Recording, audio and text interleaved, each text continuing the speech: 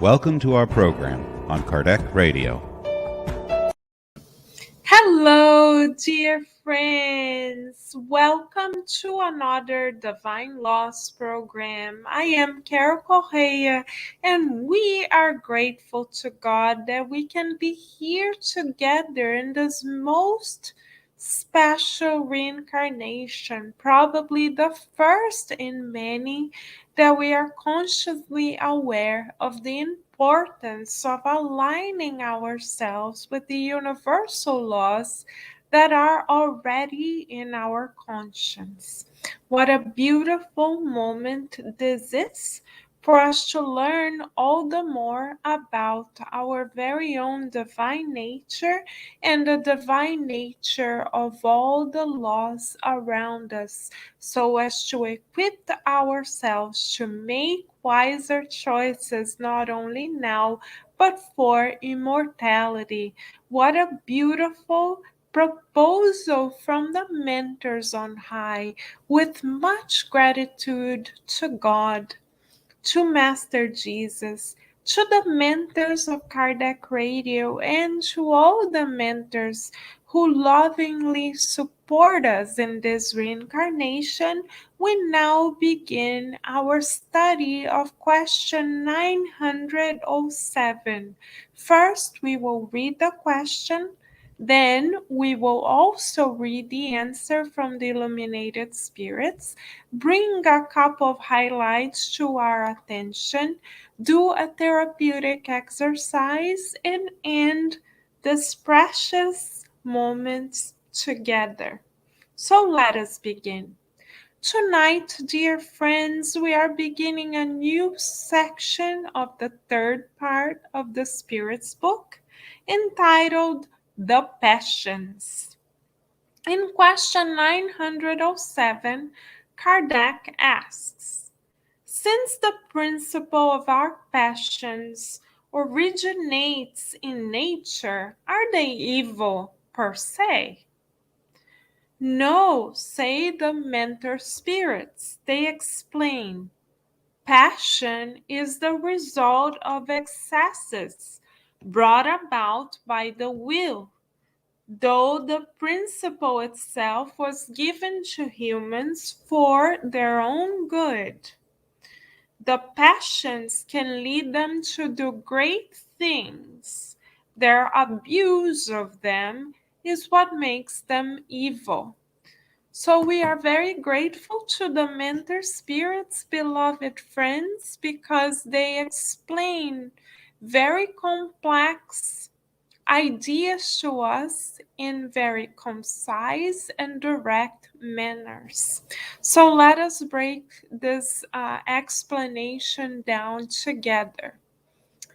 The mentor spirits acknowledge that we do have passions. What are passions? They are the driving forces guided by the will that direct us to take action on earth. The law of labor is a divine principle in and of itself.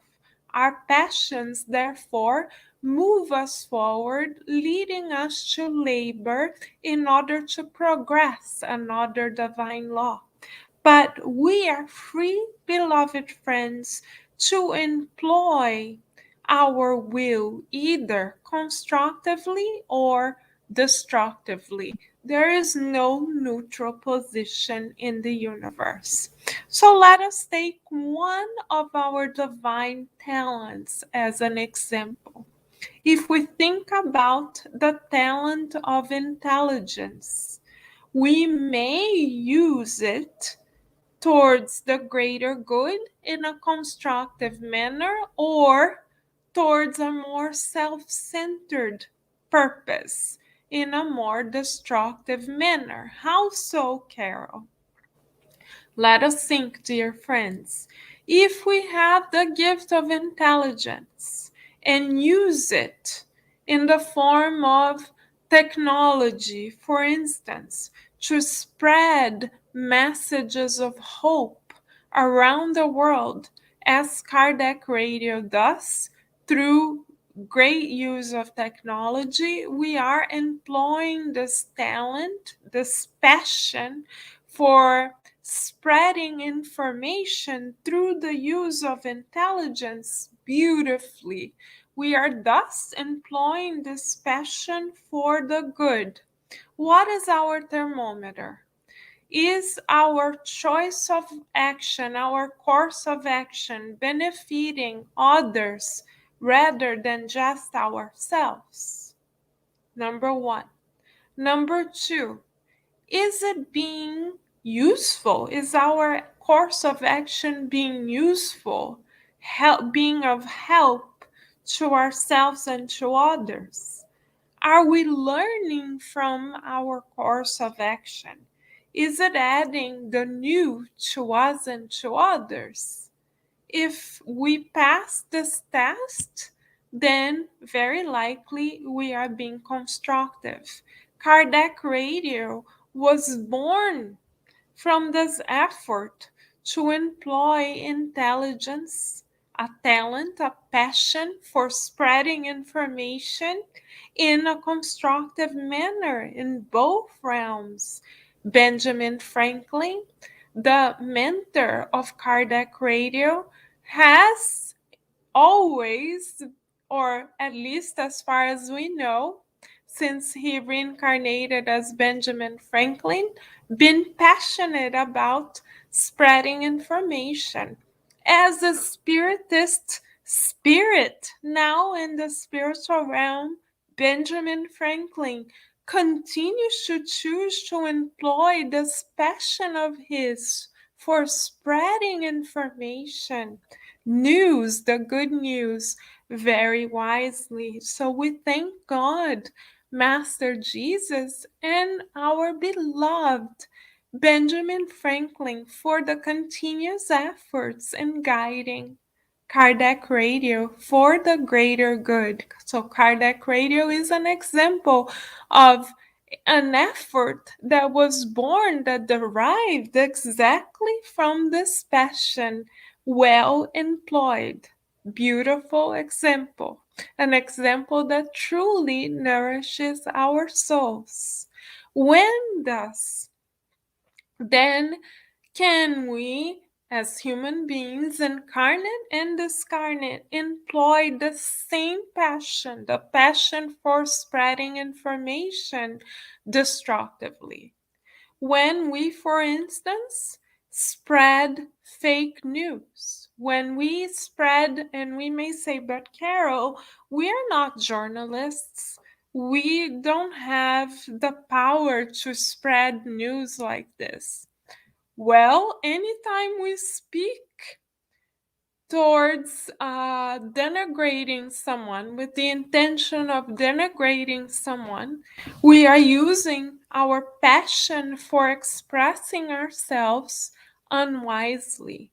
Thus, we are then employing our passions for a destructive end.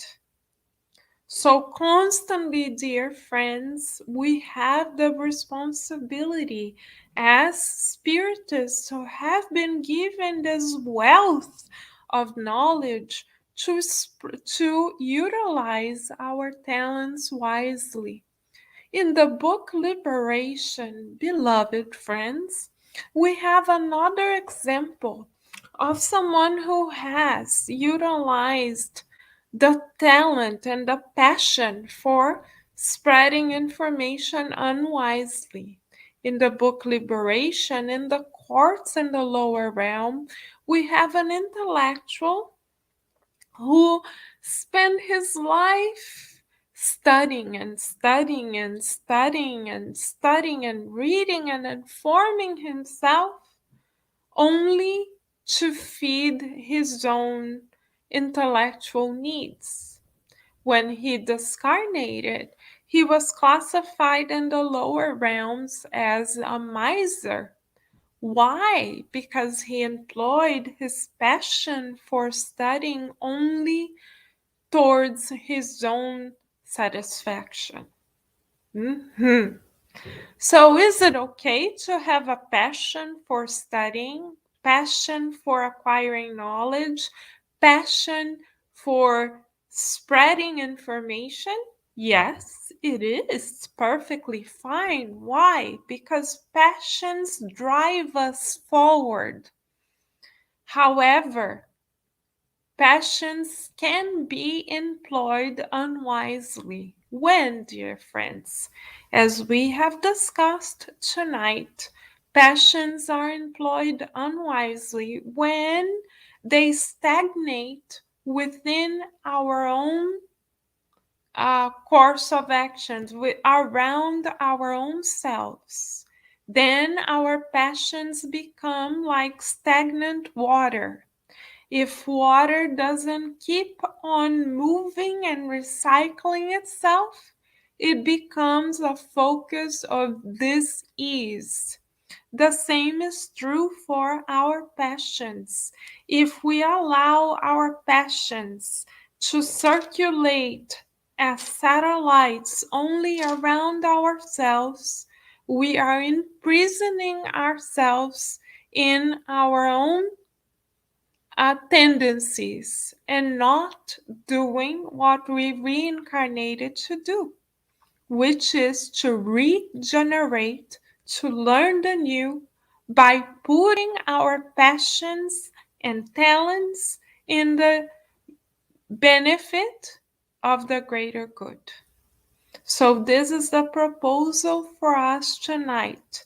Therapeutic question: are we utilizing our passion for creativity, passion for information, passion for studying, passion for learning the new, passion for anything, even cooking or cleaning? It could be anything for the greater good, or are we only feeding our own souls?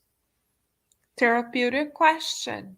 Because if we are only focusing upon ourselves, for instance, if we are cooking thinking, oh wow, we hope we receive a compliment tonight, so and so and so and so must recognize how much effort we put in creating this beautiful meal. They better say something. Versus, oh, it is such a joy to cook for our family. Let us visualize vibrations of love, vibrations of hope, vibrations of balance, vibrations of unity and fraternity getting mixed in the molecules here, so everyone receives an embrace of divine light from the on high. The second scenario, dear friends, illustrates our passion, cooking, utilized for the greater good. When we put ourselves at the service of others, when we put that passion at the service of others, versus the first scenario where we do the same action, the same passion, but we now direct it towards ourselves, not because we wish to be of service, but because we would like to feed our own ego. So we luckily, by the grace of God, have been given many passions that propel us forward. Let us meditate upon what might be one of our passions, and then take a second step. This is a twofold exercise. Number one, let us meditate on one of our many passions given to us by God. And exercise two, second part of the exercise. Once we identify one of our passions, let us meditate upon whether or not we are utilizing it to feed our ego, seeking for acceptance or recognition, or if we are utilizing it for the greater good, to be of service. This is our exercise tonight. Let us find our passion and direct it towards the greater good, as Benjamin Franklin does in the spiritual realm with Kardec Radio, as Chico Xavier has done in psychographing more than 500 books. He most certainly, Chico Xavier, had a passion for communicating, interacting with life in the spiritual realm. Instead, however, of keeping it all to himself, he multiplied, channeled his passion towards the greater good. Kardec did the same. He could have observed the phenomena of interactions between the two worlds and have kept it as a series of academic studies of his time only for the elite. However, he chose to sacrifice his life and dedicated to spreading this beautiful, transformative wealth of knowledge to all of us to date. The work that Kardec has done is unprecedented. And it is only because he put his passion for studying, researching, teaching for the greater good, towards the greater good, that we are here tonight. So let us join these great minds, starting, of course, with God, that donates everything to us silently and beautifully. Continuing on with Master Jesus, who daily donates of himself to us. Proceeding forward with Kardec, whose work literally feeds our soul. Going even further with Chico Xavier, that allowed his passion for the divine wisdom to materialize in more than 500 books, and so on and so forth. Benjamin Franklin commending Kardec Radio in the name of God and Master Jesus. Wow, we are so grateful to these spirits who put their passion towards the greater good, dear friends. Shall we do the same? God, Master Jesus, and all the loving spirits surrounding us at this very moment are counting on us. Shall we join them? I'm sure we shall. Beautiful, dear friends, let us then channel the good forward always. For now, dear friends, we wish you many blessings and we thank you for the gift of us forming this current of hope, light, and wisdom together in the name of God. We already look forward to another Divine Loss program. Until then, we invite you to stay tuned right here on Kardec Radio because, of course, here we are always nourishing our souls. Thank you, dear friends. Many blessings, and until next time, bye for now.